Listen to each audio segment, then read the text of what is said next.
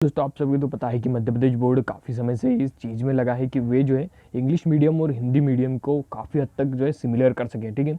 क्योंकि लोगों का काफ़ी हद तक रुझान कहाँ पर जा रहा है, इंग्लिश मीडियम की ओर जा रहा है, और लोग जो है हिंदी मीडियम से थोड़ा सा दुखी है। और जो एमपी बोर्ड है हमारा, वो काफ़ी चीज़ में लगा हुआ है कि वे जो है इंग्लिश मीडियम और हिंदी मीडियम को दोनों को सिमिलर बना सकें और एक बेहतर एजुकेशन मध्य प्रदेश में लागू कर सकें। इसके लिए उन्होंने और एक न्यू परिवर्तन किया है, जिसमें जो है आपका 9वीं से लेकर तो 11वीं कक्षाओं तक जो भी आपका हिंदी और अंग्रेजी का जो सब्जेक्ट हुआ करता था, हिंदी और इंग्लिश दोनों विद्यालयों में, वो अलग अलग हुआ करता था। अगर आप हिंदी मीडियम में पढ़ते हैं, ठीक है, तो आपको जो है विशिष्ट भाषा कौन सी रहेगी, हिंदी रहेगी, और सामान्य भाषा अंग्रेजी रहेगी।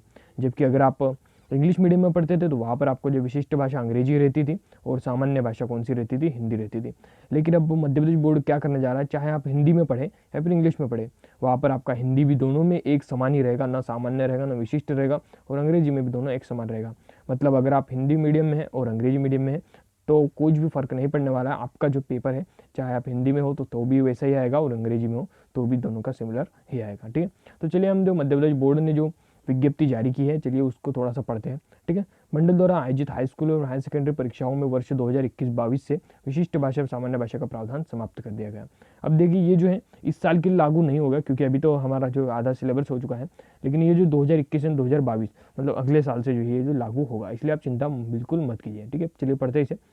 माध्यमिक शिक्षा मंडल मध्य प्रदेश भोपाल द्वारा संबद्धता प्राप्त संस्थाओं के वर्ष 2020-21 से कक्षा 9वीं और 11वीं की कक्षाओं में अब विशिष्ट भाषा तथा सामान्य भाषा का प्रावधान समाप्त किया गया है। इसके स्थान पर नई व्यवस्था लागू की गई है, जिसके अंतर्गत विशिष्ट सामान्य भाषा के अलग अलग पाठ्यक्रम प्रश्न पत्र न होकर केवल एक ही भाषा का सुनिश्चित किया गया है, ठीक है। जिसमें आपका देखिए हिंदी विशिष्टम सामान्य जो भाषा थी, मतलब हिंदी भाषा और जो सामान्य हिंदी भाषा थी, दोनों अलग अलग थी, तो उनके इस स्थान पर जो हिंदी रहेगी। उसी प्रकार से अंग्रेजी के स्थान पर और सामान्य अंग्रेजी के स्थान पर केवल एक अंग्रेजी भाषा रहेगी। संस्कृत और संस्कृत सामान्य के स्थान पर एक सामान्य भाषा रहेगी, और उर्दू के भी स्थान पर उर्दू ही भाषा रहेगी, ठीक है।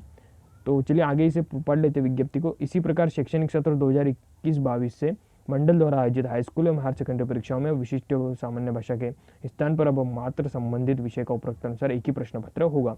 मतलब चाहे आप हिंदी मीडियम में हो, अंग्रेजी मीडियम में है, तो आपका दोनों का प्रश्न पत्र जो है एक ही रहेगा 9वीं 10वीं 11वीं के लिए, ठीक है। अब देखते हैं साथ ही हायर सेकेंडरी में वाणिज्य एवं कला तथा अर्थशास्त्र हेतु central board of secondary education CBSE अनुसार समान पाठ्यक्रम पुस्तकें लागू की गई है।